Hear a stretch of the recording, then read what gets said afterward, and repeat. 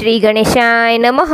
મિત્રો, આપ જોઈ રહ્યા છો યુટ્યુબ આપની ચેનલ ધર્મની પાઠશાળામાં આપનું સ્વાગત છે. મિત્રો, આજે હું તમને એક એવી અદ્ભુત અને ચમત્કારિક કથા સંભળાવવાની છું, જે માત્ર એક મહિના વિશે નથી, પરંતુ ભગવાનની કરુણા, ભક્તિની શક્તિ અને જીવન બદલાવી દે તેવી સત્ય ઘટના છે. શું તમે જાણો છો, એક એવો મહિનો પણ હતો જેને બધા નફરત કરતા હતા, જેને અશુભ ગણવામાં આવતો હતો, જેને કોઈ દેવતા સ્વીકારતા ન હતા.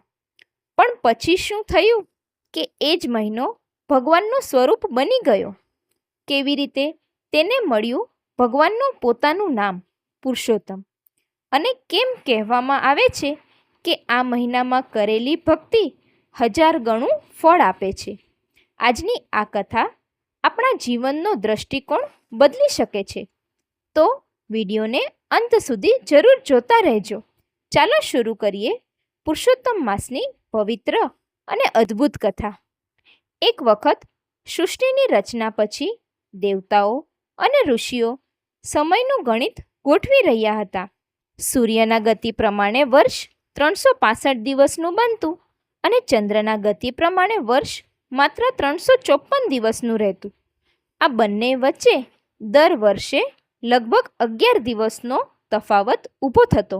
આ તફાવતને સંતુલિત કરવા માટે દરેક થોડાક વર્ષ પછી એક વધારાનો મહિનો ઉમેરવામાં આવ્યો.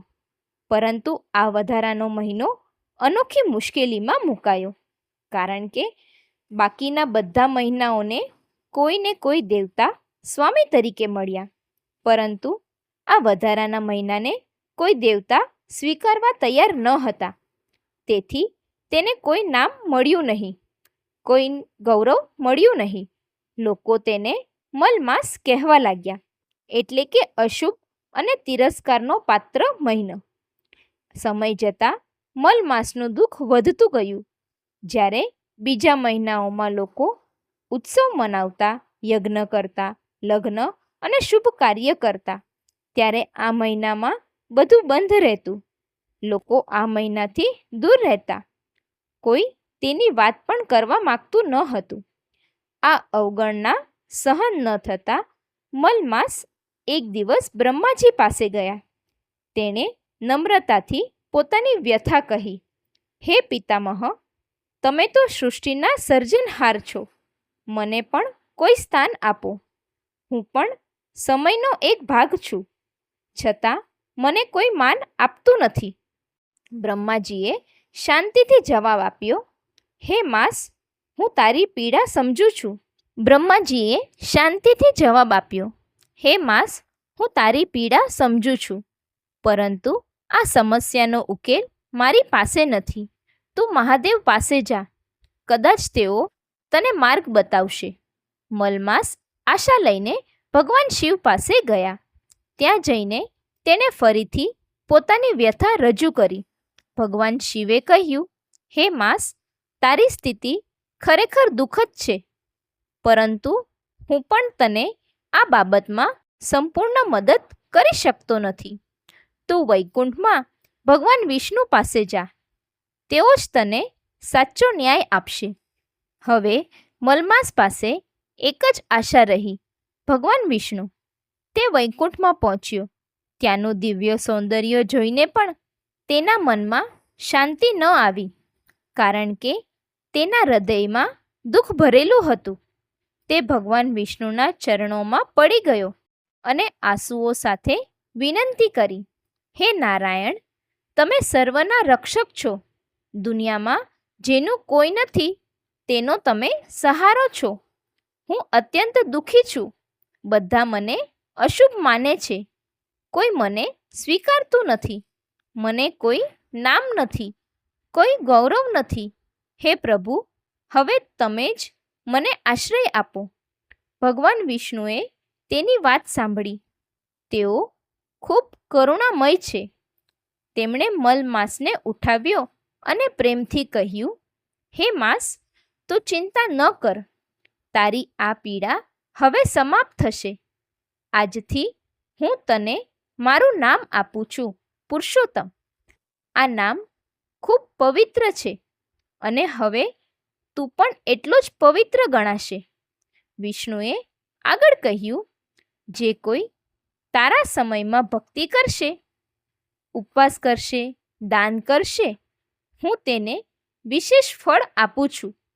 તારા મહિનામાં કરેલા દરેક સારા કાર્યનું ફળ અનેક ગણું વધીને મળશે.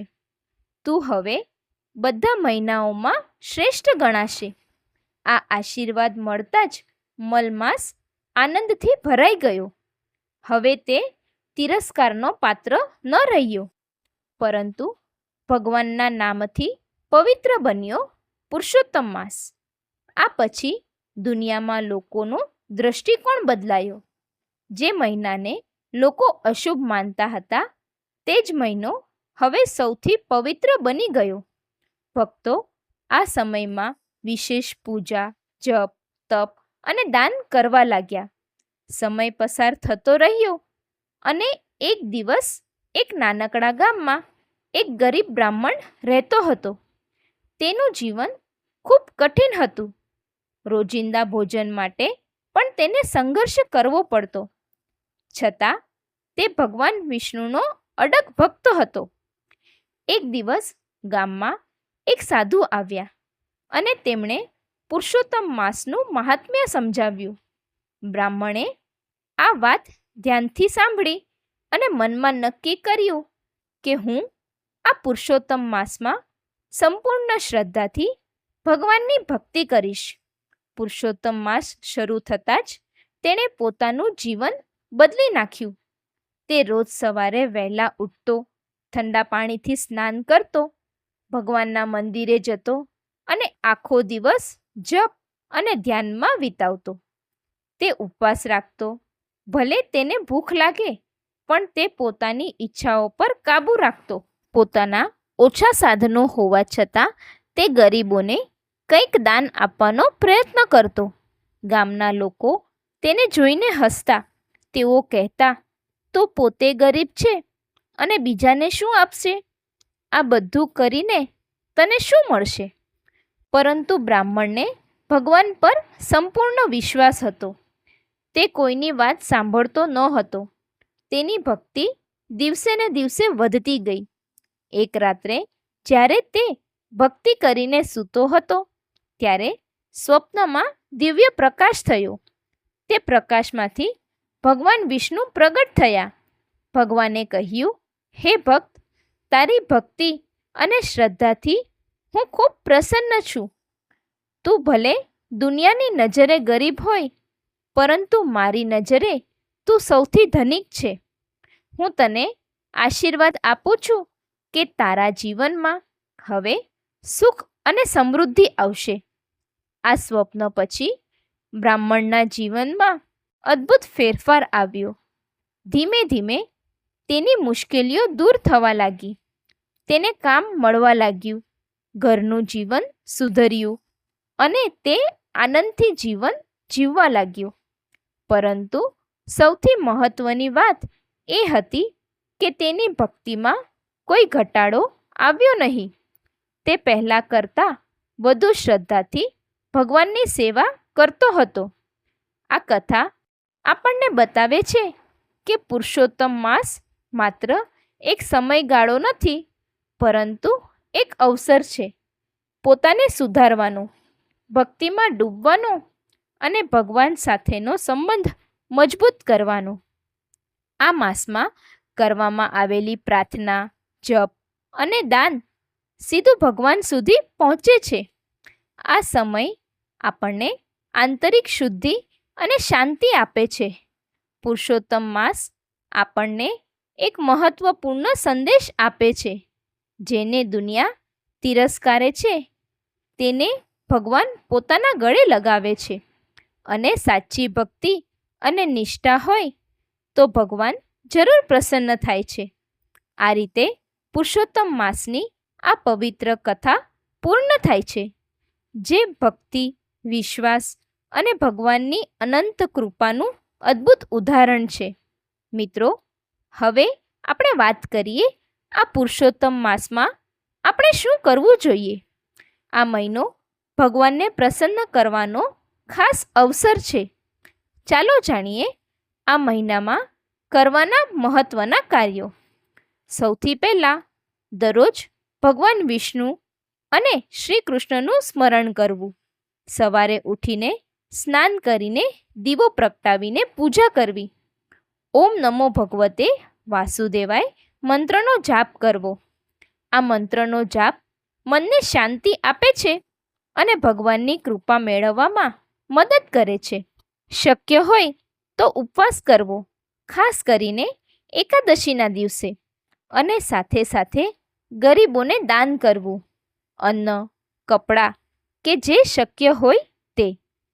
આ માસમાં ધાર્મિક ગ્રંથો વાંચવા, જેમ કે ભગવદ્ ગીતા અથવા ભગવત કથા સાંભળવી, મંદિરે જઈને ભગવાનના દર્શન કરવા અને સૌથી મહત્ત્વની વાત, આ માસમાં સારા વિચારો રાખવા. ઝઘડા, ગુસ્સો અને નકારાત્મકતાથી દૂર રહેવું. મિત્રો, જો આપણે સાચા દિલથી આ બધા કાર્યો કરીશું તો ભગવાન ચોક્કસ પ્રસન્ન થશે અને આપણા જીવનમાં સુખ, શાંતિ અને સમૃદ્ધિ લાવશે. મિત્રો, જો તમને આ કથા અને માહિતી ગમી હોય તો વિડીયોને લાઈક કરો, શેર કરો અને ચેનલને સબસ્ક્રાઈબ કરવાનું ભૂલશો નહીં. કમેન્ટમાં જરૂર લખજો. જય શ્રી કૃષ્ણ. આભાર. ફરી મળીશું એક નવી કથા સાથે.